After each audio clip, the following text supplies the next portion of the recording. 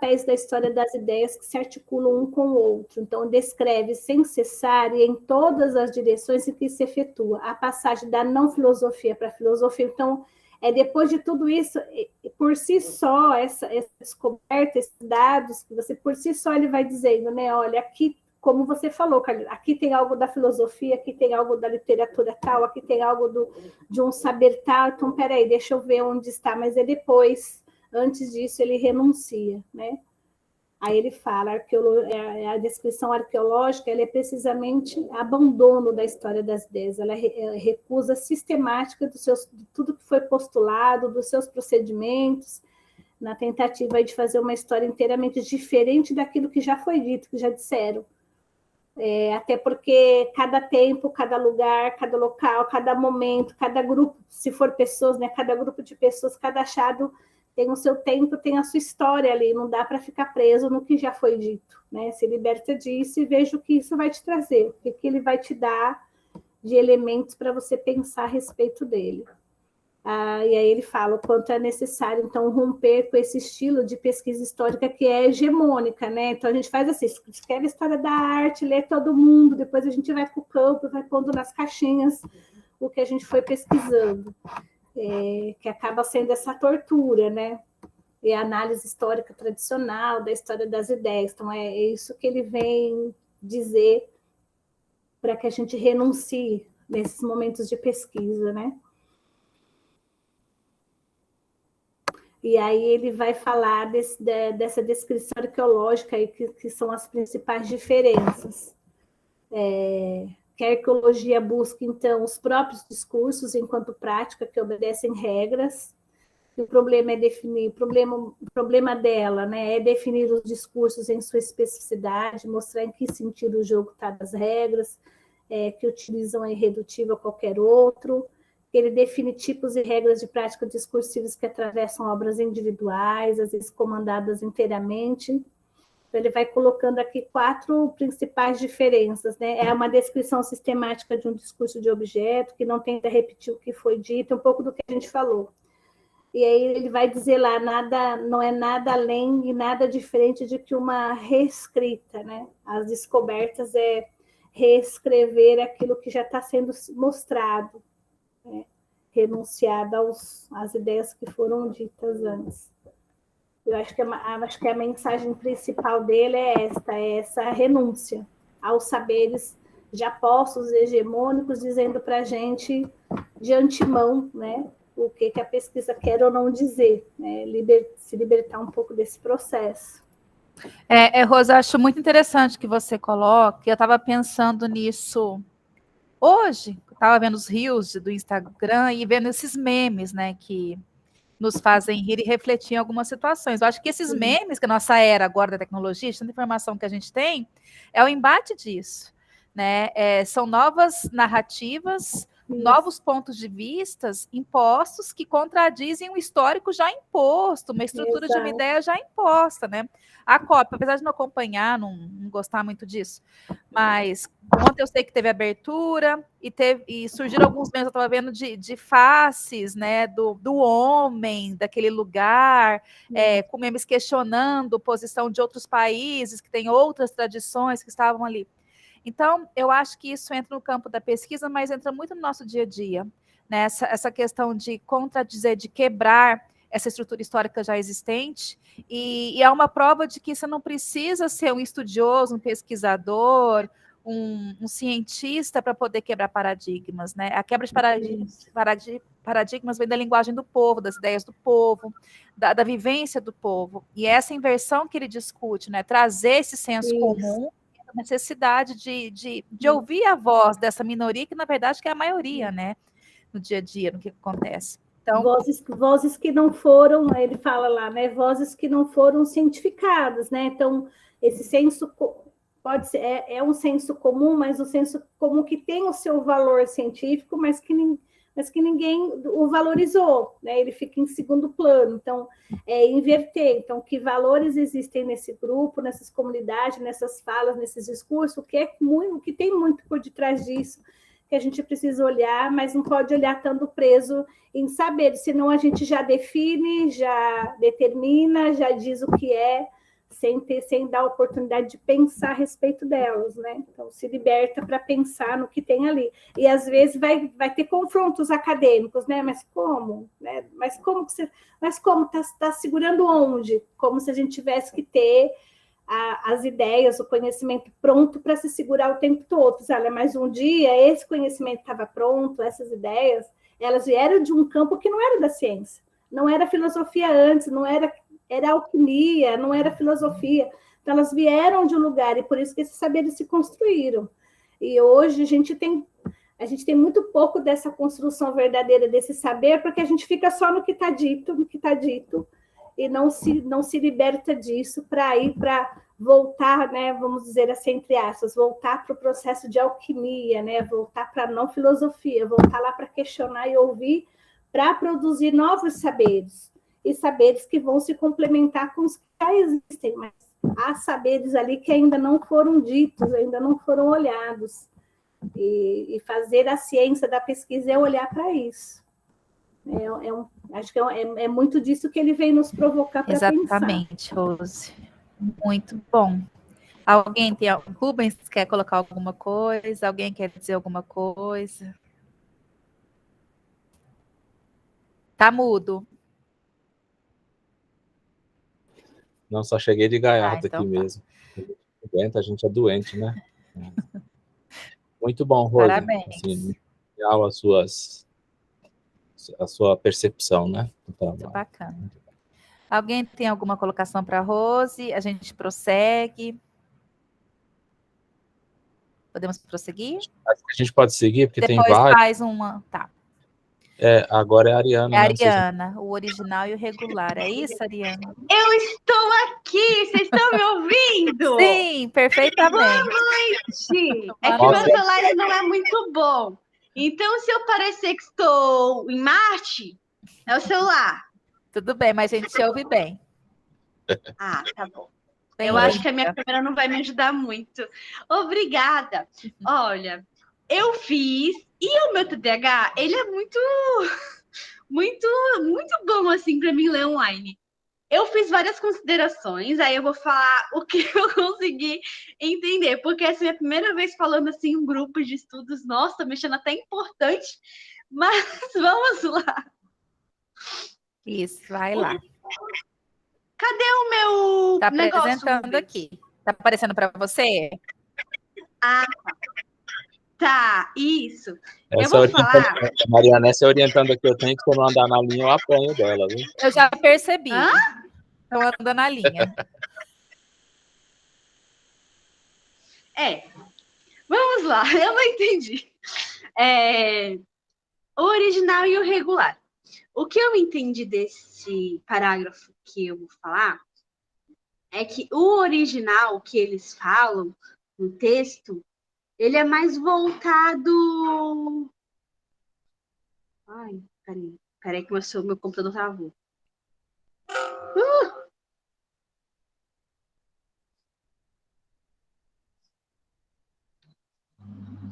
Tá.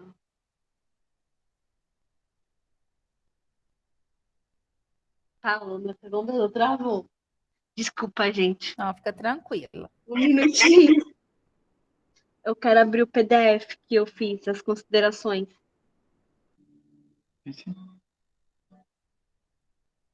Tá aberto aqui, ó, mas não tá indo. Isso. Agora tira disso.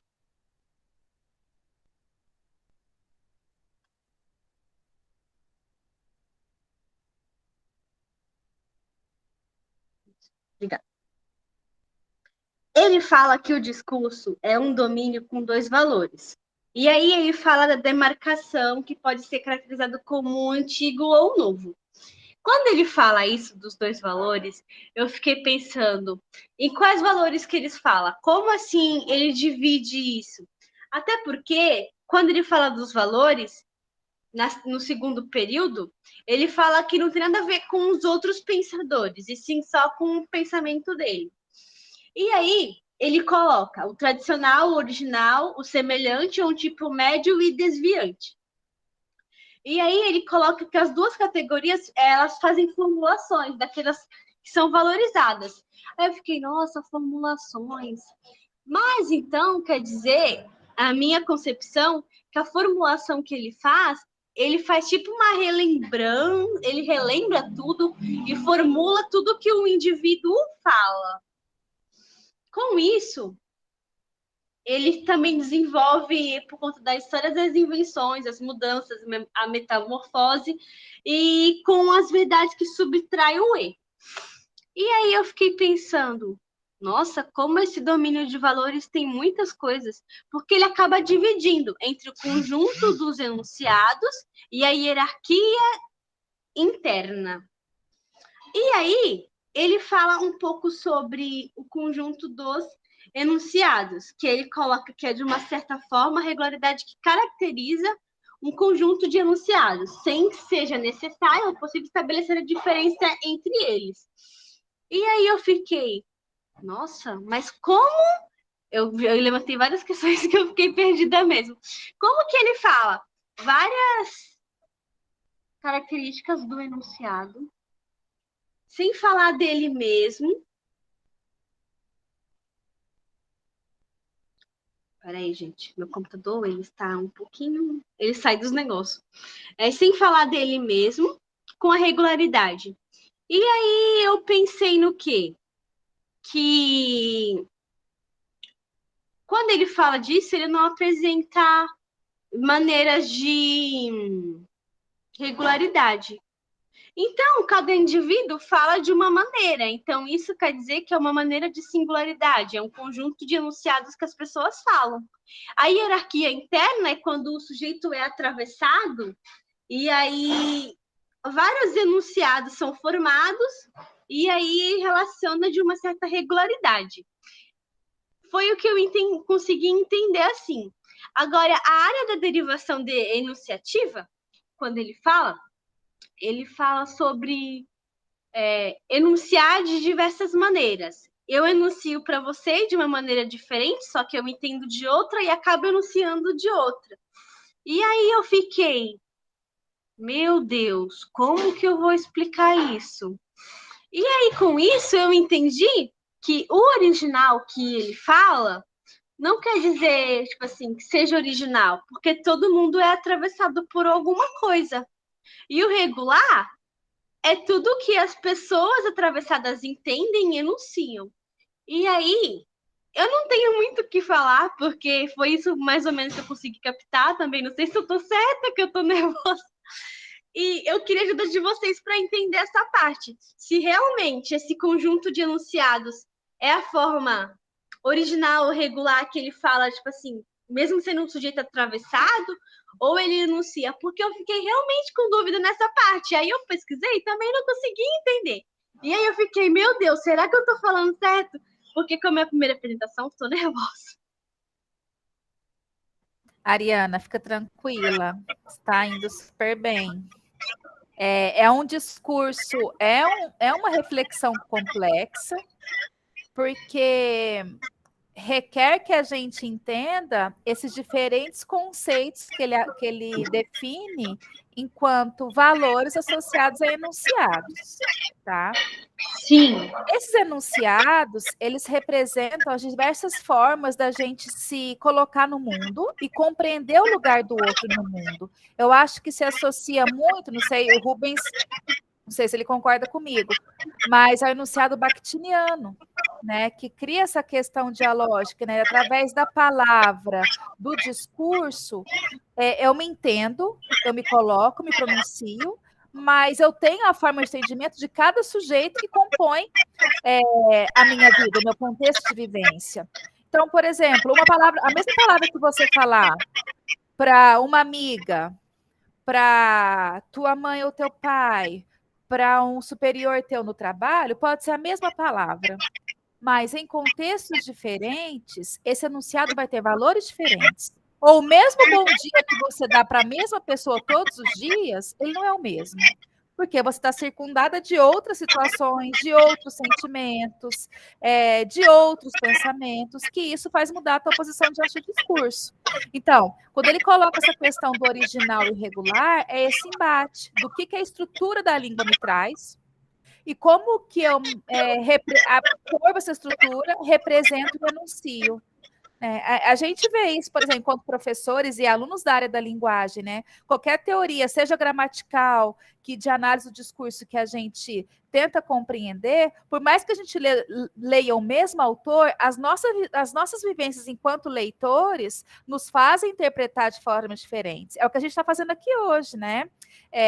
Cada um que lê esse excerto, esses textos, a gente pode ter como base o original ou regular daquele texto, aquela mensagem teórica. Mas a nossa interpretação e a forma que a gente absorve esse contexto e aplica na nossa vivência é diferente, porque nós somos seres vivenciáveis de forma diferente, né? Quando a gente vê o pessoal fazendo a pesquisa, até a própria teoria fundamentada que a Ana citou, né? Essa questão da gente olhar para os dados antes, por exemplo, se você pegar, Iana, a pesquisa da Ana e analisar os dados que eu, a Ana e o Rubens estamos triangulando, com certeza, nesse processo de intersubjetivação, você vai ter um outro olhar para aquele enunciado que talvez a gente não tenha percebido. Ou vice-versa. Né? Então, o entendimento do outro faz a gente reconhecer que o outro existe, que a diversidade de ponto de vista existe, e esse original acaba por atravessar o regular, o discurso já pré-definido ou pré-estruturado. Tá? Alguém quer colocar alguma coisa? Obrigada por me esclarecer isso, que talvez eu não sabia nem como explicar. Mas você explicou bem, você entendeu essa né, dicotomia que traz entre essa estruturação do discurso, interpretação e enunciação, acho que isso que é importante. E não se assuste, Ariana, eu acho que o processo é esse mesmo, de discussão, de internalização dos textos. Daqui 5 anos, se você ler esse texto, novamente, você vai ter um outro entendimento, você vai agregar outro entendimento a isso, e é esse o processo. Tá? Tá bom, obrigada. Alguém tem alguma colocação? A gente vai... Show de bola, Ariana. Muito legal. Fica tranquila, né? Vocês estão na graduação, né? E já na graduação a gente entrar para estudar Foucault, né? Por isso que os nossos encontros aqui é um grupo de estudos, né? Porque a gente vai estudar juntos, aprender juntos, né? É isso aí. Desaprender de vez em quando e não tem problema nenhum, tá tudo certo, né? Show de bola. Se você tivesse visto a gente na graduação, Ariana. Sério? Vocês também estavam perdidas? Não, eu penso que só eu e a Gabriela que estamos perdidos na faculdade. Meu Deus, o que eu estou fazendo aqui hoje? Vocês estão muito encontradas perto do que a gente era. Excelente, parabéns, viu? É esse o processo. Obrigada. Agora é a Tainá, é isso? Então, a Tainá, ela não vai poder, ela teve um imprevistaço gigantesco hoje, que depois acho que ela compartilha com as colegas aí. E a Evelyn também, a última, também acho que não vai, Mari, porque ela passou a noite no hospital com o filhinho dela e parece que hoje ele ainda não melhorou, tal. Tudo bem. Tá?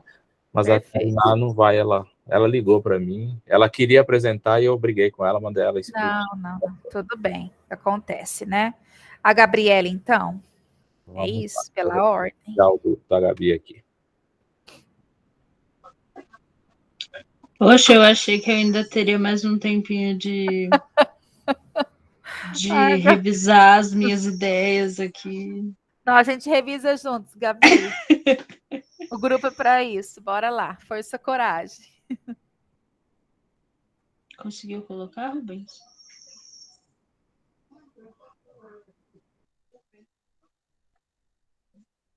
Dá para ver aí, Gabi? Tá carregando. Agora acho que tá. Então, eu li sobre os fatos comparativos. E quando eu estava lendo isso, eu fiquei bem confusa, confesso, porque ele começava a falar dos fatos comparativos e entra muito com o que a gente está vendo em análise do discurso com a Orlandi. E aí eu entrei num sério conflito, porque ele fala uma coisa e aí ela vem e meio que distorce um pouco o que ele fala. E aí eu fiquei, meu Deus, e agora? né, com aquela confusão de que, porque estava fazendo esse trabalho e o trabalho dele também. Mas aí eu consegui enumerar alguns tópicos desse excerto que a gente tirou, e aí ele começa a falar da formação discursiva, né? Então ele vai falar que é um conjunto de enunciados, que a gente não vai se reduzir a um objeto de fala. E aí, quando ele começa a falar sobre esse objeto de fala, eu começo a pensar bastante sobre a nossa pesquisa, né? Então, quando ele fala desse conjunto de enunciados, e aí a gente remete à nossa pesquisa, eu penso que ele fala, quando a gente vai escrever, né, e colocar todos os dados bonitinhos, depois que, né, tudo tiver pronto, a gente ter essa concepção de que a gente não vai colocar só aquilo que tá ali, né? Que a gente já escreveu 500 mil vezes, mas a gente vai colocar um pouco de nós ali também, né? Então, tem essa questão de não se reduzir apenas ao objeto da nossa pesquisa, ela se reduz também a um pouco de nós, porque é um complemento de tudo isso. Então, quando ele fala dessa formação discursiva, eu entendo dessa forma. E aí, depois, ele começa a falar dessa multiplicidade de registros, que aí ele vai falar da quantidade de dados que a gente vai recolher durante a nossa pesquisa, e ele começa a fazer fazer uma comparação, depois ele volta e pretende opor uma outra, que são as práticas discursivas. Que aí o que acontece? A gente já tem os dados, e aí o que a gente vai fazer com eles? E uma coisa que eu percebo que o Rubens faz com a gente, a pensar assim, mesmo a gente não estando nessa fase dos dados, mal ter começado a pesquisa, mas é a gente deixar de pensar naquilo que a gente para que a pesquisa ela ganhe forma, né? E aí, quando ele fala dessa prática discursiva, é exatamente um pouco da formação discursiva, mas nessa questão da gente deixar que a prática, né, fale por si só, e aí cria o enunciado com a gente naquele meio, né? E depois a gente tem o confronto de dados e a comparação. Essa comparação ela vai a gente não pode limitar. Como é que eu posso dizer? Ele fala um pouco dessa limitação, mas aí eu fico um pouco perdida nessa questão quando ele fala é sempre bom limitar limitar e regionalizar. Talvez acho que quando ele fala dessa limitação é talvez o ponto que a gente pega. Então, o nosso TCC a gente vai falar sobre inclusão. Então, talvez essa limitação seja realmente o tema em que a gente vai tá ali, né, e vai explorar aquele saber. E depois o confronto de dados, a gente vai ver, depois de toda a pesquisa feita, todos os dados que a gente reuniu, a gente vai ver se realmente aqueles dados eles falam sobre tudo aquilo que a nossa pesquisa reflete para nós, para os participantes, ou enfim, para realmente o que a pesquisa queria trazer, né? E aí ver nesse confronto se realmente aqueles dados eles precisam permanecer ou não. Então, seria também um pouco da questão de limitar, né? Ver se realmente eles servem para aquilo ou não. É mais ou menos isso que eu entendi dessa parte. Isso, Gabi, é isso mesmo, né? Essa formação discursiva que ele traz é esse entendimento que existem essas várias entendimentos do discurso. E eu acho que essa limitação que você coloca, o professor Rajagopal explica muito bem depois, que ele faz essa referência ao glocal, né? Ou seja, você associar aquele contexto mais específico da tua pesquisa, dos seus dados, né? Esse contexto envolve o quê? Todos os participantes, enfim. as teorias globais que falam sobre aquilo, até outros dados de outros contextos, né? Então, essa relação, por exemplo, se eu for pesquisar políticas educacionais brasileiras, cada município, cada escola dentro do município entende e aplica essas políticas de uma forma diferente. Por mais que eu tenha referências internacionais que demonstram que países que seguiram aquelas diretrizes se deram muito bem no ranking mundial de educação, talvez isso possa se aplicar ou não ao meu contexto que eu estou limitando ali para entender aquilo. E na teoria fundamentada, essa limitação ela é importante e ela se dá por meio do processo de intersubjetivação. Se eu pego lá na minha pesquisa os meus dados surgiram ali. Eu, Gabriele, estou vendo aqueles dados ali. Mas se eu chamo a Ana, a Cláudia ou o Rubens para analisar junto comigo, aquele meu contexto ele vai começar a ficar mais limitador com o olhar dessas parcerias que eu estou tendo, desses pares mais experientes ou menos experientes que eu. Entende? Então, essa limitação se dá nesse sentido que você mesmo disse, não de limitar, de recortar, mas de você associar as características bem específicas do teu contexto com outros contextos, né? Chega uma hora, a teoria fundamentada a gente fala, chega uma hora que você fala, não, eu tenho que parar, porque senão não tem fim. Eu tenho que parar, vou ficar aqui, pode ser que lá no meu 3º ou 5º doutorado eu consiga analisar essa outra perspectiva, mas agora eu vou parar e vou apresentar esse contexto limitador aqui agora, constituído por meio dessa formação discursiva. E essa formação discursiva é amparada por quê? Pelo meu olhar como pesquisadora, eu sou o tempo inteiro participante da minha pesquisa, o tempo inteiro, não me desassocio, porque o meu olhar, ele é subjetivo. É impossível me tirar daquilo.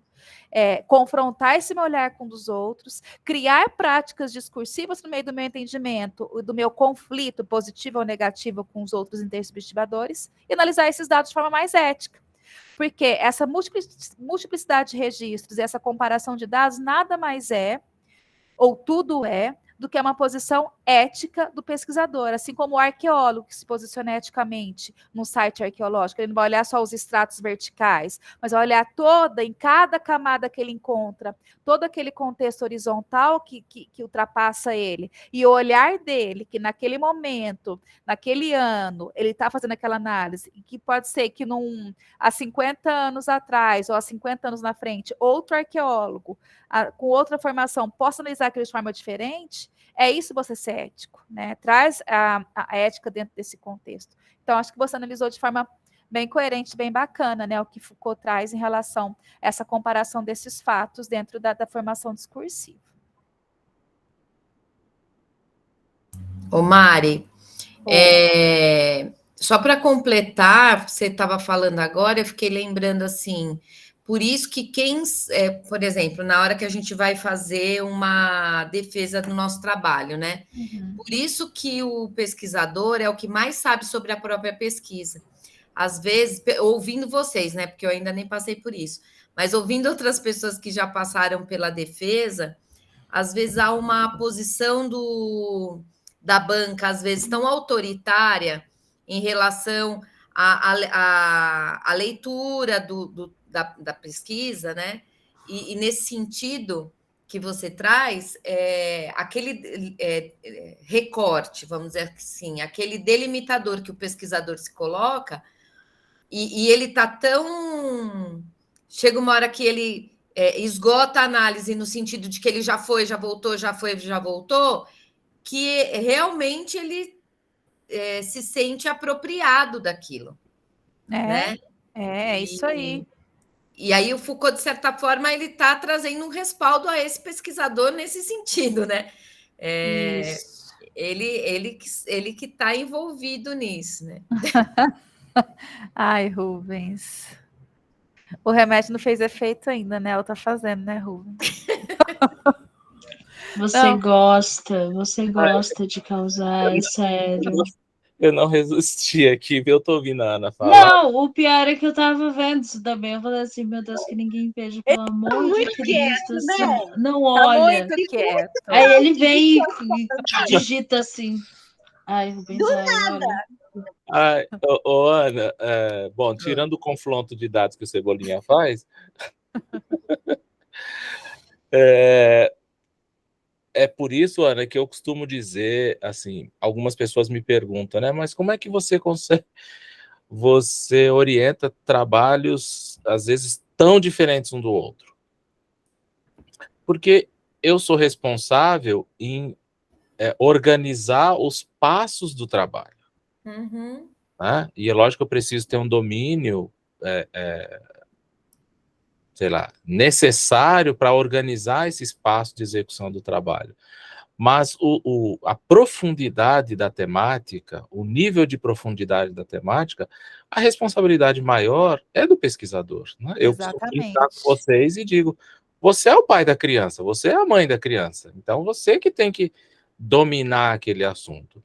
E aí alguns já me perguntaram, mas como é que você resolve, por exemplo, numa banca de avaliação, de mestrado, doutorado, TCC, o que quer que seja? Bom, aí nós vamos convidar uma pessoa que seja, de fato, o especialista naquele nível de profundidade para ofertar a contribuição dele.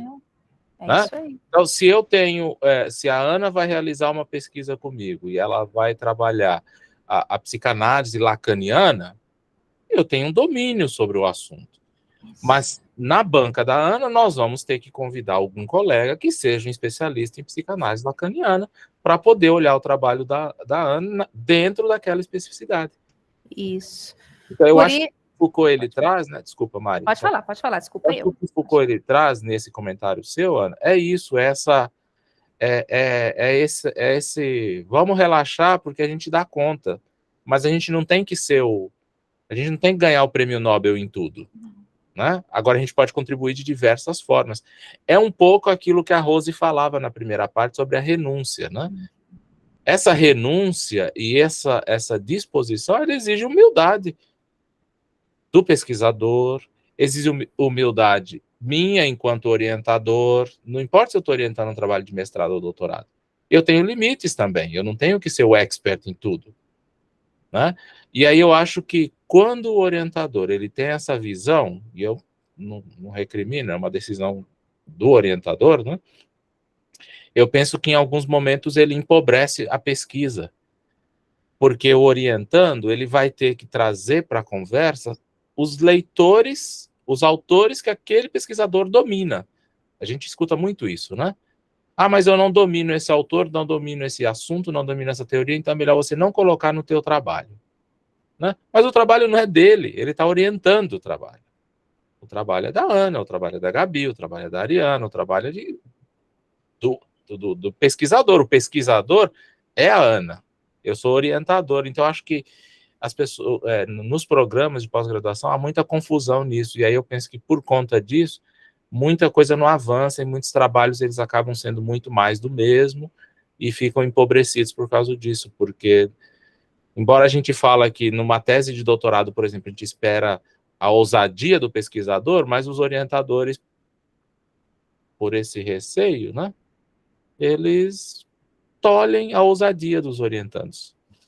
Né? Eles tolhem. Então, é um pouco isso que você está falando. Não sei se eu estou viajando aqui, mas e isso tudo, para encerrar, né, tudo isso tem a ver com o confronto de dados do Cebolinha.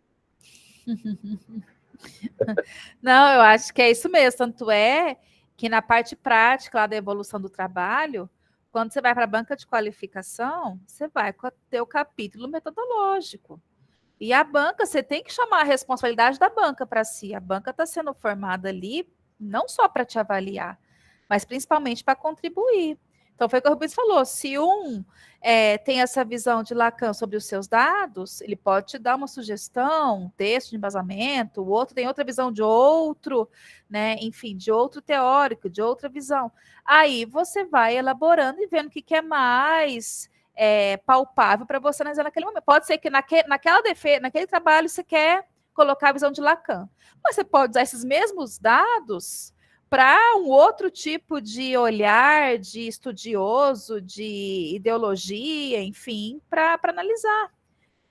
Então, por isso que é muito rico, né? Você joga essa responsabilidade ética para o outro em relação ao teu trabalho.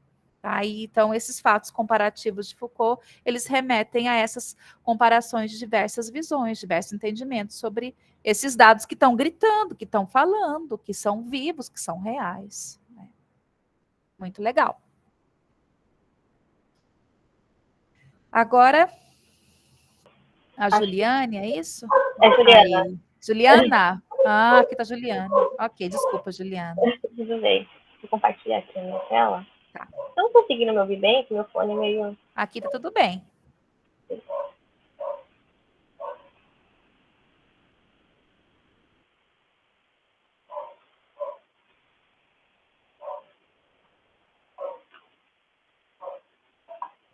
Tá ok, gente. Então, eu fiquei com o capítulo A Mudança e as Transformações.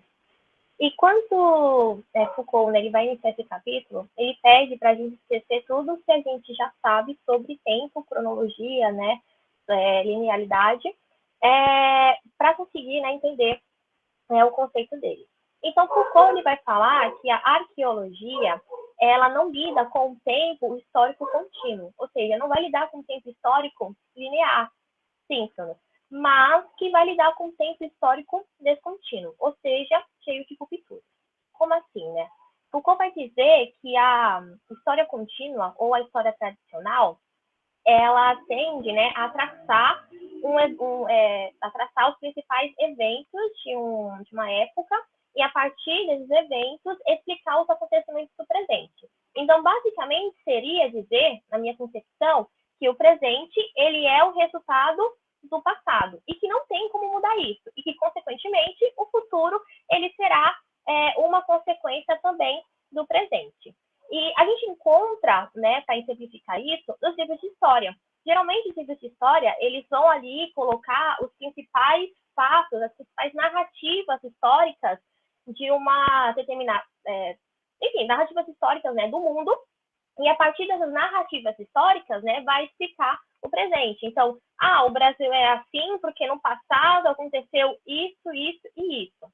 E Foucault, ele vai criticar muito, né, esses historiadores, porque os historiadores, eles tendem a utilizar ali o tempo histórico cronológico, né? Ou seja, eles vão explicar algum evento, algum acontecimento a partir ali de maneira totalmente ordenada e sequencial. E Foucault vai dizer que os historiadores, eles estão, digamos que um pouco equivocados, porque eles estão se concentrando muito apenas naqueles grandes fatos e estão esquecendo aqueles pequenos acontecimentos, né? Aqueles pequenos conflitos que foram, muitas vezes, igualmente importantes. Um exemplo que eu posso citar é, por exemplo, a burguesia. Sempre que a gente pensa na burguesia, a gente pensa, né, na burguesia da Europa, a classe internacional burguesa da Europa.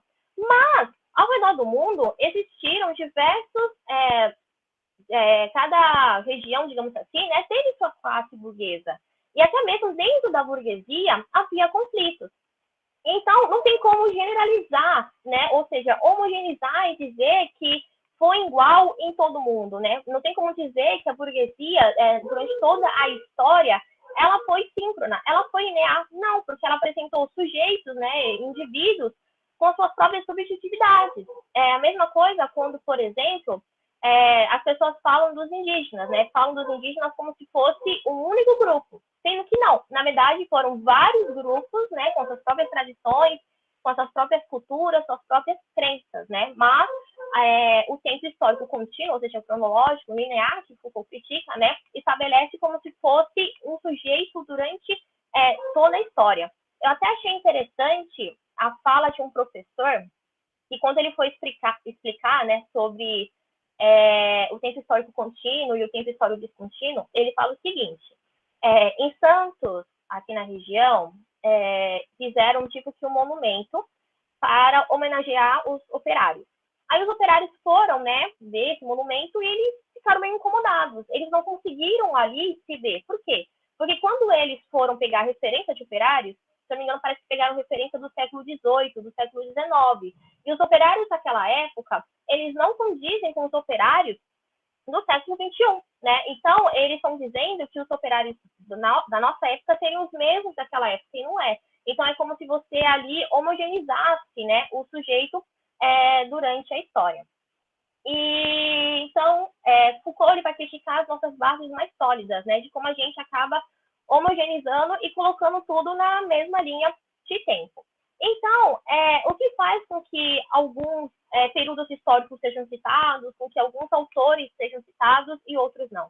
Foucault vai dizer que são os movimentos de poder, ou seja, são as lutas que acontecem, né? O que fez com que a gente estivesse aqui estudando Foucault e não outro filósofo, né? Na época de Foucault, com certeza devia existir diversos filósofos, mas por um jogo de poder, uma relação de interesses, eles acabaram ali sendo excluídos. O mesmo acontece, por exemplo, quando a gente decide usar tratamento médico A e não tratamento médico B, né? E por assim vai. Então, o que Foucault ele vai propor, né? Ele vai propor ali um novo tempo histórico, né? Que é o tempo descontínuo. Ele vai dizer que o tempo histórico linear, ele acaba por generalizar o tempo e os indivíduos. E que isso constrói uma narrativa teleológica. O que seria essa narrativa teleológica, né? Só uma observação, que a teleologia, né, ela não é um conceito criado por Foucault, né? Parece que foi criado por Aristóteles, mas que acaba explicando, né, mais ou menos assim, o conceito. Então, o que seria essa narrativa teleológica, né? Ela é uma ciência que estuda o fim. Como assim, né? Vai estudar os seres pelo fim que aparentemente são destinados. Eu vou citar como exemplo, para entender um pouco melhor essa narrativa teleológica, um trabalho que eu fiz ano passado, em que eu me propus, né, a pesquisar os diferentes tipos de opressão que as mulheres sofriam no decorrer da história. Então, eu comecei lá na Idade Média, falando das opressões e violências que a mulher sofria. Aí, como resultado dessa violência, eu tive um outro tipo de violência e opressão na Idade Moderna, que resultou em outro tipo de opressão na Idade Contemporânea. E qual é o problema disso, né?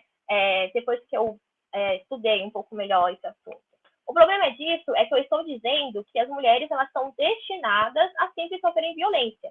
Que a violência do presente ela é um resultado do passado e que, consequentemente, no futuro será a mesma coisa, né? Eu estou dizendo, então, que o discurso ele não é síncrono, né? Que o discurso ele é controlado ali, no caso, pela história. E não é isso. Então, Foucault ele vai criticar isso, né? A forma com que a gente acaba homogeneizando ali o tempo, os indivíduos, né? Como a gente acaba meio que, como posso dizer, predestinando já os futuros possíveis, né? De uma pesquisa ou do sujeito. E a partir daí, né? Então, que Foucault ele vai falar sobre a arqueologia, que a arqueologia ela deve ser descontínua, ou seja, né, deve ter rupturas nessa arqueologia, nesse tempo histórico contínuo, né? Que ela não deve se preocupar em enumerar os acontecimentos, né, obedecendo ali a uma determinada cronologia, né? Mas que ela deve trabalhar os diferentes enunciados, na qual os enunciados eles podem ou não acabar ali se cruzando, né? Então, a arqueologia ela não tem como objetivo explicar quais são as consequências de um enunciado, explicar os fenômenos políticos sociais, né? Mas sim explicar quais são as condições de produção, né, que determinaram tal ocorrência.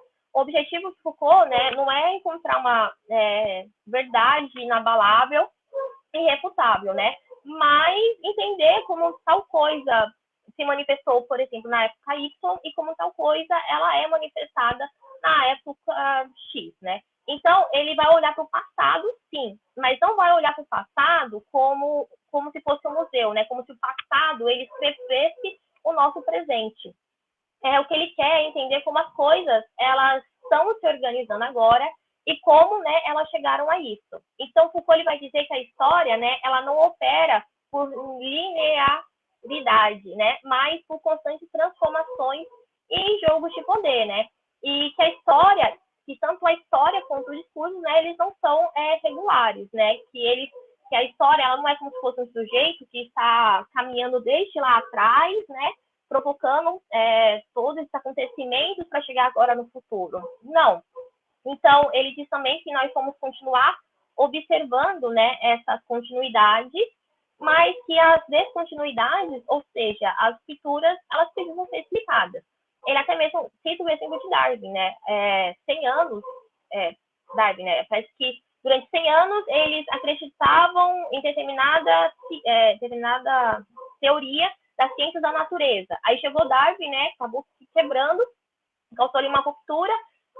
com uma nova teoria, né? Então, Foucault ele fala isso, né? Que a ruptura, né? Ela precisa sim estar presente. Não vai ser o ponto principal, mas vai ser uma parte importante. Então, basicamente, acho que seria isso. Parabéns, Juliana. Excelente. Eu acho que você conseguiu fechar nessa reflexão que a gente está fazendo com essas associações que são bastante pertinentes, porque tudo que foi dito até agora remete a essa consideração e respeito pela mudança e pelas transformações, né? Todos os exemplos que você deu remetem à importância dessa consideração. Eu comecei a pensar quando você falava de tantas situações históricas, a própria literatura que a gente aprende na escola, né? De definir os períodos. Em tal ano acabou tal corrente, começou outro. Artística, e a gente sabe que não é uma coisa de um dia para outro acabou e começa de outra forma, né? Tem todo esse contexto histórico aí por trás, que tem ideológico, tem que ser analisado. Os próprios filmes do Charlie Chaplin, né, me fez remeter aquilo ali. Tudo que ele aborda, tudo que ele fala há 100 anos, né? Parece que é tão igual, porque estamos passando por tantas situações, mas as mudanças, as transformações ao mesmo tempo estão ali. Porque a gente pode ter o mesmo tipo de domínio de relação de poderes, de opressores e oprimidos, mas em contextos bem diferentes, né? Que sofreram transformações. Então, parabéns, foi muito bacana. Rubens? Acho que é o Carlos, né, que quer comentar, né? Isso, é o Carlos, desculpa, Carlos. Olha, Nada. Boa noite, pessoal. Boa noite. Na fala da Juliane, na relação de poder, a gente pode fazer uma relação com o Boaventura de Souza Santos, quando ela traz, né, por que Foucault e não o outro? Quando a gente fala da epistemologia do norte, eu fiz essa associação. Encaixa, cabe. Eu também, Carlos, fiz essa... Ela começou a falar, eu falei, é uma fala muito decolonial. Eu também fiquei relacionando isso aí, sério. E é uma loucura isso, que o próprio Foucault, enquanto indivíduo, ele não aguentou a pressão, né? Ele se questionava, o próprio posicionamento dele em todos os sentidos, enquanto ser humano, ele não conseguiu lidar com essas questões de verdades, não verdades, de mudanças, transformações, numa época diferente da nossa, muito próxima, mas bem diferente da nossa, se a gente for ver a linha histórica, né? E ele elucidou isso, ele colocou, ele registrou isso de uma forma brilhante, que faz a gente pensar sobre o nosso contexto agora e os próximos que virão. E o que eu fiquei pensando também, esse exemplo que a Juliana trouxe, por exemplo, em relação ao ensino de história, né? Isso é tão enraizado na gente, essa ideia cronológica da história, que quando as novas propostas de ensino de história trazem para você trabalhar além da cronologia, por exemplo, com rupturas e permanências, por exemplo, há uma resistência. Ana, né? E é imensa, a gente acha que não. Eu passei por isso há uns 2 meses na escola de Fundamental 1, que a gente trabalhou o ano inteiro, não sei se eu contei para vocês, o ano inteiro, uma feira de ciências, e o tema da feira de ciências era isso também é coisa de mulher. Então, a gente trabalhou com os alunos de todas as séries, mulheres, diferentes contextos, matemáticas, engenheiras, piloto, da moda, enfim, e para apresentar, e elas reproduziram alguns trabalhos de algumas cientistas ou não, enfim, nessa feira, e os pais boicotaram a feira. Os pais não foram ver os próprios trabalhos dos filhos porque acharam que era uma associação política esquerdista da escola em relação ao tema, num contexto aqui completamente de direita. Então, os pais boicotaram os próprios filhos, tipo, de não aceitar que se contasse a história da Malala para uma criança do 5º ano, porque é uma história muito forte, porque ela desafiou mesmo, ela não devia ter desafiado. São falas de pais e mães que são juízes, que são professores, que são... Enfim, quando a gente vê que tudo que a gente discutiu aqui se afirma, né? Não basta só o conhecimento de teorias, né? A gente tem que ir além de tentar contextualizar aquilo do que aquela população, aqueles indivíduos estão pedindo ou necessitando de interpretação naquele contexto, naquele período, né? E é muito forte isso, é muito evidente até hoje, de formas diferentes, mas até hoje.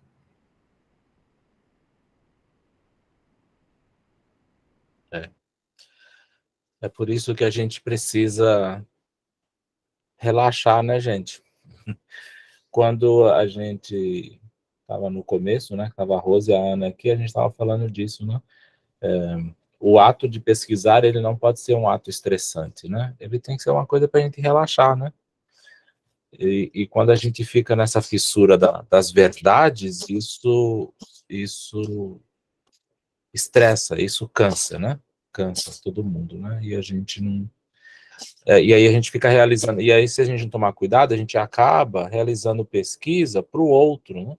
Preocupado com o outro. Eu tenho falado muito isso para a Clécia e para o João, né?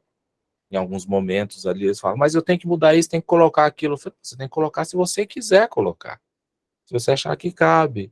Ah, mas falaram, o termo que eu tenho que usar é esse e não aquele. Não, você vai usar o termo que você quer usar. Explica por que você usou aquele termo e não aquele outro. Não tem que ficar o tempo todo dando satisfação para o outro. A pesquisa é sua, né? E você não está preocupado se você realizou a melhor pesquisa do mundo e se ela é perfeita. Ela é responsável e ética. Tá bom. É isso que a gente tem que se preocupar, em ela ser responsável e ética, né? É isso. Então, o próprio Foucault, ele tira um pouco esse peso da gente, né? Ele vai tirando um pouco esse peso da gente. E penso também, Rubens, quando a gente olha para esses pesquisadores, né, que fizeram história, vamos dizer assim, né? No sentido, porque muitos romperam com a lógica, né? Então, se permitiram ousar no sentido de se permitiram pensar, né? E eu acho que isso que é legal também, isso que eu acho que reforça, né? Clécia? Não, teve um momento em que a Juliana falou sobre essa questão de universalidade, e aí eu lembrei de um texto do Maldonado Torres sobre topologia do ser, em que ele fala que no momento que a Europa decidiu que agora vamos ser modernos, a partir do século XVIII, né? Agora a gente entrou na modernidade. Então, todo mundo vai caminhar do mesmo jeito, da mesma forma, sem considerar que vários países não tinham nem independência ainda, não podiam nem produzir o próprio conhecimento, estavam sofrendo, sei lá, ataque, genocídio, epistemicídio, e aí tem essa noção liberal universalista de não, somos todos iguais, estamos todos no mesmo barco. Porque, sabe? E contando a história do jeito deles, e produzindo conhecimento, né? Porque eles são um local epistêmico privilegiado por N questões, e produzindo conhecimento e ditando o mundo do jeito que eles bem entendiam, né? Porque eles tinham condições de fazer isso, enquanto Brasil, por exemplo, ou alguns países, né, que conquistaram, sei lá, sua independência ontem, não tinham essas condições, né? Enfim, aí eu lembrei desse texto quando ela começou a falar dessa questão universal. É ótima associação e complexa. Show de bola, gente. Eu acho que por hoje a gente vai ficando. Alguém queria acrescentar alguma coisa? Senão a gente vai ficando por aqui hoje, né? Infelizmente, as outras duas meninas que iriam falar também, elas não deram conta, né? Então, as duas são cada uma com uma questão bem importante lá para resolver, né? Tá bom? Mariana, se você quiser... Não, acho que eu só tenho a agradecer. Você tá aqui, que pessoal que você está orientando aí na graduação, tá me assustando positivamente. Muito bom. Muito bom saber que eu tenho uma filha que vai ingressar na faculdade daqui a uns 2 anos, que tem exemplos a seguir, né? Muito bom. Muito obrigada pelas palavras de vocês, pelo que vocês falaram, e bola para frente. Vocês estão no caminho certo. Ai, que bom! Pelo menos os nossos surtos estão adiantando de alguma coisa. Adianta. Lá na frente você vai rir, a gente dá risada, né, Rubens? De tudo isso. Mariana, pura. Gente. Hoje é só pesadelo e sofrimento. Eu fico falando pra Gabi e pro Rubens. A Ariana, gente, a Ariana, ela fala para mim, ela chega, ela começou, a gente veio conversar sobre orientação, ela falou, eu descobri que eu tenho TDAH agora, tá? Passa uns dias, né, Gabi? Passa poucas semanas, ela fala assim, sabe de uma coisa, gente? Eu tô grávida. Não, é um surto atrás do outro. ela, assim, paralisa o nosso coração a cada reunião. Eu fico com medo. Na próxima reunião, ela vai falar o que é o bebê. Aí a gente vai ficar assim, o quê? Aí na próxima, eu não sei qual vai ser a nova novidade, mas assim, eu já tô com o coração... Na expectativa já, né? Muito Então tá, obrigada. gente. Obrigado. Desculpa que hoje eu não tô 100%, tá? Mas a gente tem um último encontro dia 5, né? Que aí as duas meninas querem falar. A Tainá mandou mensagem, pelo amor de Deus, deixa eu falar na próxima que eu preparei. Falei, não, fica tranquilo. E aí eu e Mariana fazemos um arremate, todo mundo junto participa, dando as impressões, tá? Dia 5 é o nosso último dia. E aí eu mando toda a papelada para a secretaria da Unifesp e depois vocês recebem a documentação, o histórico. Beleza, tá? Obrigada, gente. Boa noite, bom descanso. Obrigada! Boa noite! Juliana. Boa noite, gente. Melhoras. Juliana, fica aí que eu queria trocar ideia rapidinho com você, tá? Tá bom. Com Deus, gente. Tchau, tchau. Tchau, tchau. Tchau, gente. E aí, Ju? E aí, Pedro? E aí? Pedro, tá com a barba elegante agora aí, ó, chique. Então, rapaz, você viu, cara? Assumiu. Minha esposa não deixa eu ter barba, Pedro. Já falei pra ela falou de jeito nenhum. Eu passei a vida inteira sem barba, cara. Aí, esse ano, eu fui fazer uma viagem, agora em julho, e eu falei para minha mulher assim, não, eu tenho que ir a caráter. A gente foi para Turquia. Precisava da barba mesmo, é verdade. Aí eu voltei e tirei. Nossa, me deu uma síndrome de abstinência, cara. Eu falei, volta. É legal. Gente, deixa eu falar com vocês duas coisas assim. Vou aproveitar para a gente não precisar marcar um outro dia para conversar, tá? Ok. O Pedro não conhecia a Juliana, né, Pedro? Conhecia, né? Acho que ela fez Ainda isso. Não. Tá. A Juliana foi minha aluna na graduação e eu orientei um trabalho de iniciação científica dela, né? E aí ela tá ensaiando aí seguir para o mestrado, né? O Pedro, Juliana, ele é servidor do IFE, ele é professor do IFE também. Ah, legal! É daqui, de Cubatão? Não. Olha, eu dei aula em Cubatão, viu? Mas eu dei aula em Cubatão em 89. Sem tempinho. A gente não era nem nascido, né, Ju? Eu não. Eu também não. Aham, tá. Aí, o que eu ia falar para vocês, assim, eu tenho, a CAPES, ela estabelece um número de orientandos que a gente pode ter entre graduação e pós-graduação. E o meu número está chegando meio no limitão, assim, né? Como a gente já vem conversando, vocês têm a intenção de fazer mestrado e eu estou dando o suporte que eu preciso dar, então, assim, eu só queria avisar para vocês, a seleção vai acontecer no começo do ano que vem. Eu vou abrir pelo menos as 2 vagas para vocês concorrerem, né? Não sou eu que decido, né? Vocês vão passar por um processo, é uma banca que vai olhar documentos de vocês, a banca vai olhar projeto, a banca vai olhar currículo. Eu participo na última etapa da entrevista, junto com mais 1 ou 2 professores do programa. Então, essa é a etapa da seleção da Unifesp, né? Mas eu acho que seria justo, como eu tenho dado outras dicas para vocês, eu dar mais 2 dicas importantes, tá bom? Nós passamos por um processo de avaliação não faz muito tempo da CAPES, e a CAPES pontuou algumas coisas que o programa precisa ajustar com bastante urgência. Era uma coisa que a gente já sabia, a gente já vinha trabalhando, mas agora a CAPES deu um checkmate, sob pena da gente perder um bocado de dinheiro que ela manda para o programa, né? A gente precisa ajustar. E uma das coisas que a gente precisa ajustar é que os orientandos, os mestrandos e doutorandos precisam ter produção científica, né? Precisam ter. Nós não temos o hábito de organizar o Lattes, mas a CAPES ela está perturbando escandalosamente nesse sentido, né? E eu tenho dito isso para todos os meus orientandos que já estão e outros que estão tentando entrar também, comigo e com outros professores, né? Então, assim, deem uma olhada no Lattes de vocês, né? Eu até tenho um manualzinho de como preencher o Lattes. Organizem o Lattes.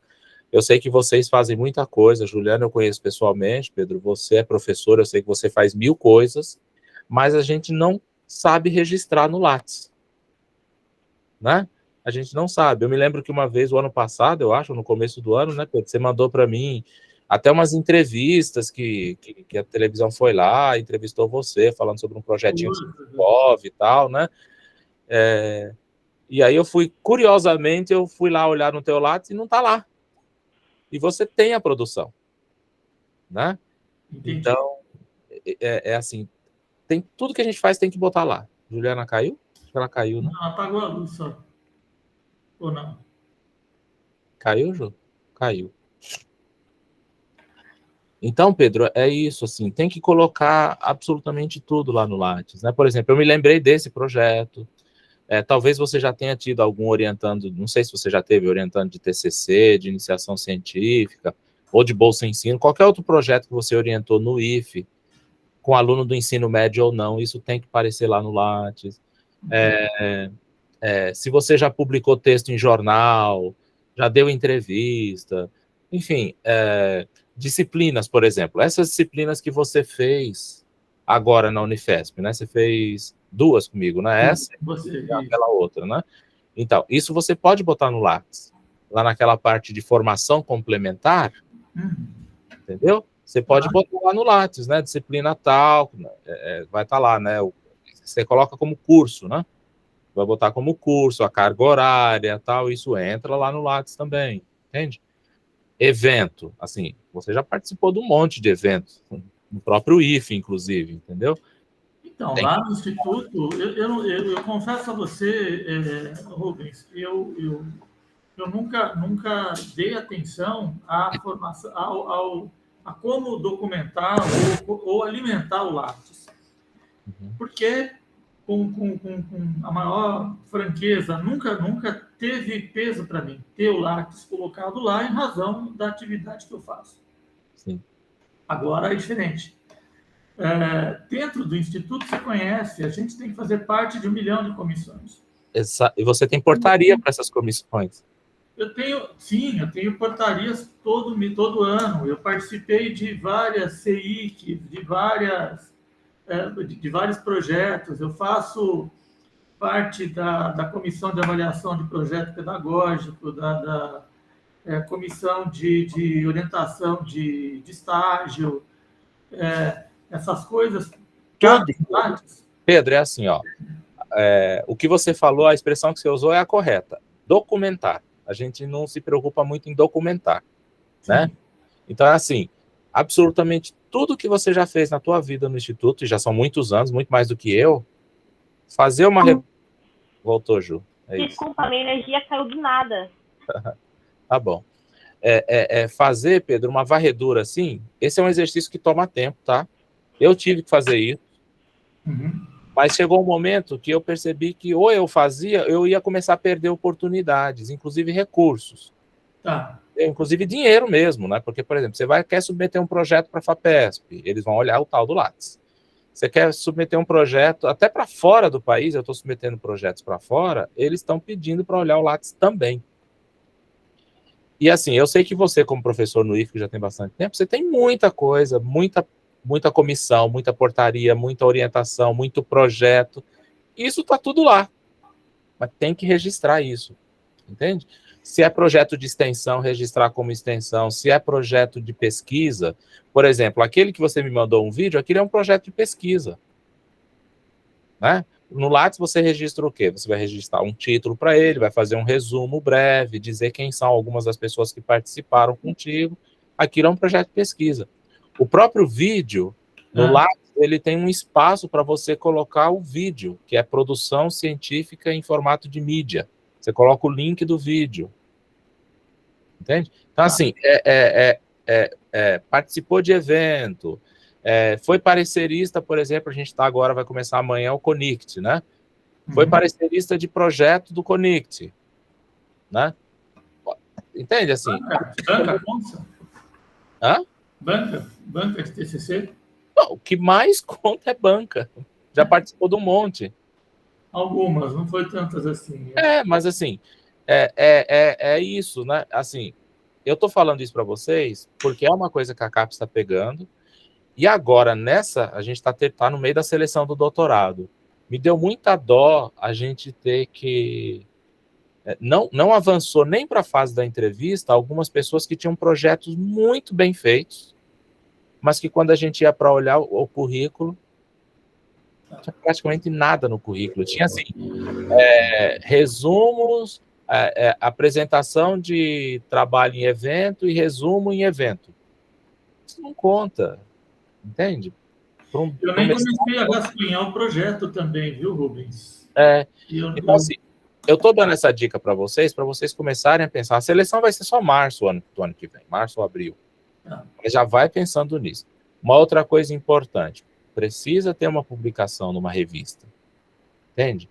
Pode ser um relato de experiência, que seja. Relato de experiência, Pedro, você como professor e a Juliana como professor, vocês têm de monte. Um relato de experiência são 6 páginas, 7 páginas, que você vai narrar e publica numa revista. O IF tem várias revistas que vocês podem publicar no IF. Então, eu acho que daqui até lá, vocês conseguem publicar pelo menos 1, 2. No começo do ano, a gente vai começar a ter evento, participou de evento, registra lá no Lattes, entende? Então, assim, eu costumo usar a expressão engordar o Lattes. Tem que engordar o Lattes. Tá? Porque isso é uma coisa que as bancas na Unifesp agora, elas estão olhando assim com muito, muito critério, porque a CAPES avisou que a gente vai ser penalizado com perda de bolsa, entendeu? Ela vai penalizar. Eu acho que faz sentido também, eu não acho que está errado. Eu acho que a pessoa, quando vai para o estrito centro, vai para o mestrado, doutorado, ela tem que conseguir pelo menos vender o peixe dela, né? Divulgar o trabalho que ela faz. Tá? Né? Então é isso. E você, Pedro, você tem bastante coisa para colocar lá, você vai até se assustar. Assim, dá um trabalho, viu? Mas depois que você coloca a primeira, depois que você gasta esse tempão montando, depois você só vai alimentando. Eu, por exemplo, eu tenho o hábito de a cada 2 meses, né, eu tenho uma pastinha no meu computador, tudo que eu vou fazendo eu vou colocando lá, atualizar Lattes. Aí a cada 2 meses, 3 meses, eu paro, vou lá, dou uma olhada, vou no Lattes, perco 1 hora e atualizo, entendeu? Bom, pelo menos eu tenho uma coisa que é bem interessante. Eu tenho aqui... Eu estou há tanto tempo no Instituto, mas não é tanto tempo assim, né? Eu dei aula no IF, lá em Cubatão, que não era IF, né? Era ETF ainda. ETF. Foi 89, 90 e 91. Depois eu saí. Eu só retornei em 2007. Mas mesmo de 2007 até agora, eu tenho aqui no meu computador uma pastinha com todas as portarias ao longo desse período todo. Então é isso aí. Vai te dar um trabalhão para você botar tudo isso lá. Acho que dá para pegar algumas coisas de lá, assim. Mas assim, ó, o que conta muito? Participar de evento, ser parecerista, assim, é o que a gente chama de produção acadêmica, né? É aquilo que eu faço que já são indicativos de que eu quero fazer pesquisa, de que eu me interesso por essa coisa de... Mas, Rubens, vai começar a contar, né? Eles vão fazer análise a partir do ano do seu ingresso no mestrado. Então, a partir do ano de 2023, é que eles vão analisar o seu currículo para ver se você daquele ano, né? Não, é uma das fases de seleção, Ju. Ah, entendi. Agora, a seleção ela é dividida em 4 fases. A primeira fase é olhar os documentos. Secretaria que faz isso. Eles vão dizer lá que documentos vocês têm que mandar. A secretaria faz isso. A segunda fase é olhar o currículo, Lattes. Que tem que estar atualizado e tem que estar tudo lá. Aí tem uma pontuação. Passou nessa fase, aí vai olhar o projeto. Passou na fase do projeto, vai para a última, que é a entrevista. E o inglês? Eles não pedem a... Então, aí a língua é assim, a questão da proficiência depende do edital. Agora, durante a pandemia, e até esse último edital agora, que o pessoal está na seleção, eles têm 1 ano para fazer a prova de proficiência, depois que entra. Ah, entendi. Mas se não tiver, se isso, por exemplo, no ano que vem tiver tudo 100% presencial, aí pode ser que seja uma 5ª etapa, que seja a prova de línguas. Entendi. Entendeu? Normalmente são 5 etapas. Essa de língua que está dando esse prazo de 1 ano por causa da pandemia, né? Mas se a pró-reitoria de pesquisa mudar isso, volta para essa 5ª etapa, entende? Entendi. Então, a análise de currículo é uma etapa muito importante. Não precisa, viu? Não precisa documentar, né? Por exemplo, o Pedro vai colocar lá, participei do TCC da Juliana no ano tal, com um tema tal, a banca era eu, fulano e Beltrano. Você não vai ter que apresentar um comprovante disso, porque na universidade a gente trabalha com a boa-fé. A gente está entendendo que o que a pessoa está colocando no Lattes, ela está colocando de boa-fé, né? E não tem necessidade de comprovar aquilo, a não ser que seja uma coisa muito louca e esdrúxula, né? Mas não tem. Mas precisa registrar lá também, né? Você também, Juliana, você já tem coisa que você já pode colocar. Né? Já precisa ir colocando lá. Tá bom? Essa é a dica que eu ia dar para vocês. Tá? A última, a segunda dica, tem alguma pergunta? Tudo bem? Tranquilo? Tá. Então, a segunda dica que eu ia dar para vocês se vocês quiserem, podem olhar até o meu Lattes, entendeu? Dá uma olhada lá como é que funciona. Né? Pedro, você participou de alguma reunião do meu grupo de pesquisa? Não, né? Não. Não, né? Tá, a Juliana já participou. O grupo de pesquisa, Juliana, o GIEL, você pode colocar no teu Lattes, entra em outros projetos. Tá? Vocês podem olhar o meu Lattes. Podem dar uma olhada no meu, para vocês verem como é que eu organizo o meu Lattes. Se tiver alguma dúvida, manda um zap. Eu não entendi por que você colocou isso aqui. Como que é isso? Aí eu dou a dica lá para vocês e falo como é que coloca. Tá? Você, Pedro, por exemplo, você me contou, logo que a gente se conheceu, você comentou que me procurou, você falou já de alguma atividade que você já realizou com os idosos. É um curso FIC, né? FIC, eu acho. Sim. A gente fez um Proeja. Isso, então. Isso, então. Bota no Lattes. Muita coisa a gente consegue o comprovante via swap, a gente consegue essas declarações via swap, então é montar a pastinha, né? Isso aí. Tá? Aí a segunda coisa que eu ia comentar com vocês era sobre o projeto, tá? Vocês precisam começar a pensar no projeto. O projeto também precisa ser um projeto assim. O que está pegando nos projetos que a gente tem recebido? Foi o que aconteceu na última seleção de mestrado e está acontecendo de novo, né? Os projetos, as pessoas têm ideias geniais, mas elas não conseguem amarrar um projeto, tá? Como é que tem que ser um projeto amarrado? O projeto tem que ser assim, ó. O meu título, o que eu coloco no meu título, eu tenho que explicar no meu resumo. A chave do meu resumo, elas têm que estar relacionadas com o meu resumo e com o meu título. Né? Então, por exemplo, se eu coloco um título assim, eu vou trabalhar no meu título assim, eu vou falar de um projeto que eu estou montando agora, né? Filosofia da migração por uma perspectiva anticolonial. Então, as palavras migração, anticolonial, filosofia tem que estar nas minhas palavras-chave. O meu resumo, eu vou ter que explicar no meu resumo por que é importante aquilo que eu estou querendo pesquisar. Né? Eu vou explicar no meu resumo qual é o meu objetivo, o que eu quero pesquisar. Eu vou ter que explicar onde eu quero pesquisar, quando eu quero pesquisar e, mais importante, como eu vou pesquisar. Essas perguntas têm que aparecer em uma frase no resumo. Ó. O que, como, não, o que, onde, quando, por quê e como. Essas perguntas têm que ser respondidas no resumo. Né? Depois eu vou, no projeto, falou, vai começar a montar o projeto, no projeto eu tenho que tratar disso, na mesma sequência. O que eu quero pesquisar? Tem que estar lá. Vou dizer o que eu quero pesquisar. Clareza. Né? Aí eu vou dizer, por que eu quero pesquisar isso? Por que isso é importante? Tem que estar lá com a clareza. Onde eu vou fazer essa pesquisa?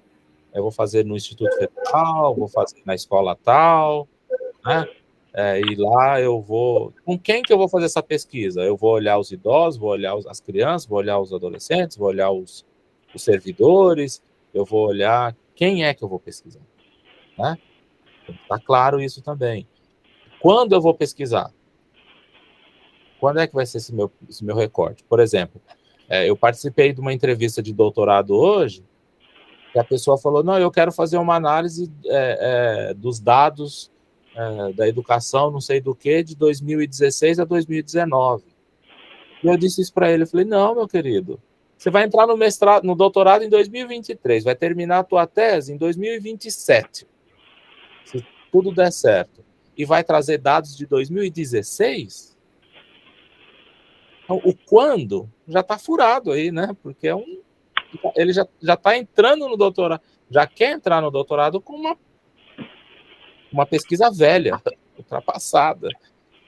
Entende o que eu estou falando? Então, eu tenho que dizer como também que eu quero fazer a minha pesquisa, né? E aí eu tenho que dizer como também eu vou fazer a minha pesquisa. O como é metodologia, tá? Que abordagem eu vou usar? Eu vou usar a abordagem quantitativa, vou olhar só número, ou eu vou usar uma abordagem qualitativa? Que abordagem eu vou usar? Né? Isso faz parte da metodologia. Aí eu vou usar a abordagem qualitativa, muito bem. Onde é que eu vou fazer a minha pesquisa? Eu já disse lá atrás que eu vou fazer, sei lá, no Instituto Federal Campus Cubatão. Tá? Eu já disse onde lá atrás. Né? Mas qual é o procedimento que eu vou usar? Né? Quais são as ferramentas que eu quero acessar esse participante? Numa outra entrevista de doutorado, olha, gente, doutorado, hein? A gente perguntou para o rapaz, para a pessoa, né? Falou, olha, como é que você quer... como é que você vai acessar os teus participantes? Ele falou, não sei. Depois eu vou pensar num jeito. Não, cara. Querendo entrar no doutorado, meu. Um minutinho só. Oi, pai.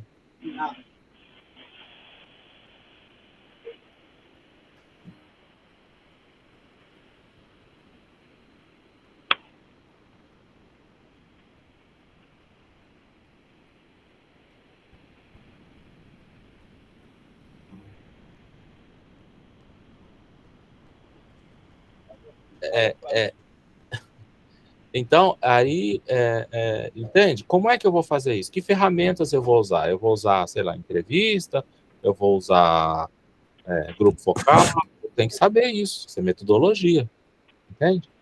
Então, vale a pena dar uma olhada, dar uma lida sobre metodologia. Se vocês quiserem, eu tenho um material muito bom que explica sobre metodologia, como é que eu organizo a metodologia. E aí, o spoiler, isso é spoiler aí para vocês, tá? Metodologia, dentro de um projeto, é o que está pegando também.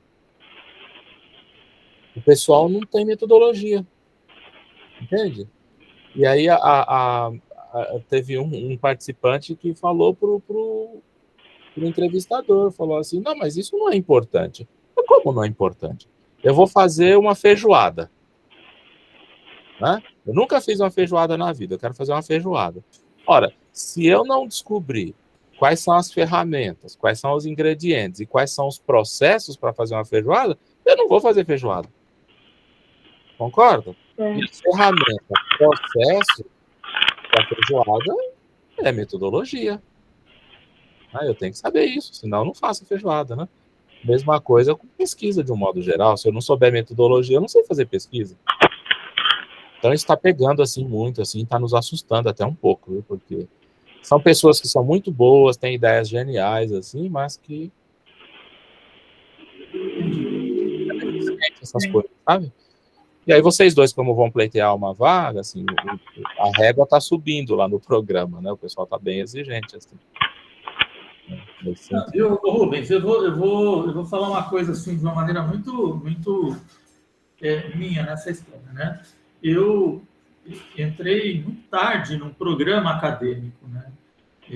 Apesar de ter uma graduação, 2 graduações, tem uma pós-graduação, mas na área técnica, a academia, da maneira como ela se apresenta, e como eu estou conhecendo aqui com você, eu estou conhecendo com você. É isso. Com esse grupo, com essas pessoas aqui. vou correr atrás, vou providenciar, vamos fazer um esforço. E eu tenho o pé no chão. Se de repente não der certo nessa tentativa, eu vou tentar de novo. Sim, mas eu acho que dá, viu, Pedro? E a gente vai... Não, e aí, o que acontece? Serve de aprendizado, claro, e serve de cumulativo, claro, né? Isso vai acabar acumulando para que, não, eu preciso fazer, eu preciso engordar meu látis, eu preciso produzir alguma coisa, eu preciso direcionar minha pesquisa para cá, porque aqui não foi bom, do jeito que eu fiz, não passou. Caso siga por esse caminho. Tá? Assim, ó, o látis, ô Pedro, no seu caso, eu acho que você, se tiver que avaliar o látis seu da Juliana, a Juliana tadinha fica para trás. Tem muita coisa. Não, mas aí é só uma questão de tempo, né? Porque eu tenho... O cabelo tá branco. Você tem que sistematizar, né? Para colocar. O projeto, eu posso ajudar vocês assim. Eu posso, por exemplo, criar um docs com as etapas, essas que a gente está conversando, e vocês vão enchendo o esqueleto lá. Eu não vou poder acompanhar a escrita do projeto e dizer para vocês está bom ou está ruim, eu não posso fazer isso. Né? Seria até antiético, né? Mas eu posso, por exemplo, botar lá e falar, olha, é assim que monta um projeto, pensa nesse esqueleto aqui. Aí vocês vão correndo atrás e vão enchendo lá o esqueleto. Podem pedir ajuda, por exemplo, no nosso grupo, para a Ana Carlota, que já entrou e ela está indo bem. Pode perguntar para o Carlos Faustino, que já fez um mestrado. Então, eu estou fazendo o texto junto com ele, Rubens, o texto agora do artigo. Sim. E, inclusive, a gente precisa conversar amanhã. A gente está marcando aqui amanhã, a gente vai voltar a conversar em cima do boneco que a gente tem preparado, né? De repente, o Carlos pode ser uma pessoa que pode te ajudar nesse sentido. Como é que eu penso um projeto nesse sentido, entende? Mas é isso, é porque, assim, a gente tem tido muitos candidatos, mas a gente percebe que as pessoas não têm tido cuidado de se preparar. Eu, por exemplo, eu ofereci de um doutorado agora 3 vagas. Apareceu 26 candidatos. Nossa. Sabe quantos foram para a entrevista? 2. Só 2 conseguiram chegar na fase da entrevista. E dos 2 que foram para a entrevista, só um vai para frente, vai conseguir avançar. O outro ficou na entrevista. Entende? Porque não consegue entender essas coisas assim que a gente entende que é básico para um pesquisador, entende? Tem que... Né? Por exemplo, outra coisa importante. Agora vem outra coisa importante para vocês, né? Que a banca olha também. E nessa entrevista desse rapaz que foi reprovado, a banca perguntou para mim, ele queria que eu orientasse ele. Aí depois a banca, nas considerações entre nós, a banca perguntou para mim, Rubens, você percebeu que ele quer fazer doutorado com você? Mas ele não leu um texto seu, ele não citou um trabalho seu. Quando a gente perguntou para ele por que você escolheu o Rubens, porque o Rubens ele pesquisa coisas, faz pesquisa. Assim, quer dizer, ele não teve, acho, cuidado nem de ler o Lattes, de pegar um artigo, 2, 3, deixa eu ler aqui o que o Rubens lê, o que o Rubens pesquisa. O Rubens tem grupo de pesquisa que vocês veem lá, que está cheio de vídeo lá do grupo de pesquisa, né? A pessoa pode tirar uma tarde lá e escutar as coisas que eu ando falando dos meus orientantes, dos meus colegas, né? A pessoa não teve essa preocupação. Então, isso conta. No caso desse rapaz, a banca falou, não tem condições, ele quer fazer... É a mesma coisa que eu quero fazer direito com o Pedro e não sei nada da vida do Pedro. Não tem... Essas coisas precisa... O candidato precisa pensar um pouco. Entendi. Ele foi inocente, né? Colocar as coisas dessa forma, foi inocente ali. Entende? E aí daqui o cara traz uma ideia lá que eu tô falando abacaxi, ele vem falar que quer estudar banana. Não vai aprovar. Mas não é porque o Rubens é ruim, é porque a CAPES diz que não pode. Entende? Então, por exemplo, os meus projetos, eu trabalho muito com a questão de migração, trabalho muito com a questão de inclusão, trabalho muito com a questão da decolonialidade. Né? Então, o trabalho de vocês tem que esbarrar em alguma dessas coisas. Né? Não precisa ser os 3, mas precisa esbarrar, por exemplo, na decolonialidade e na inclusão. Porque se não tratar de pelo menos esses temas, Eu não posso aceitar, porque a CAPES diz que o projeto do mestrando e doutorando ele tem que estar alinhado com o projeto do orientador. Que o meu projeto está registrado na CAPES. Quando eu mandei para a CAPES, eu mandei isso. Isso aqui.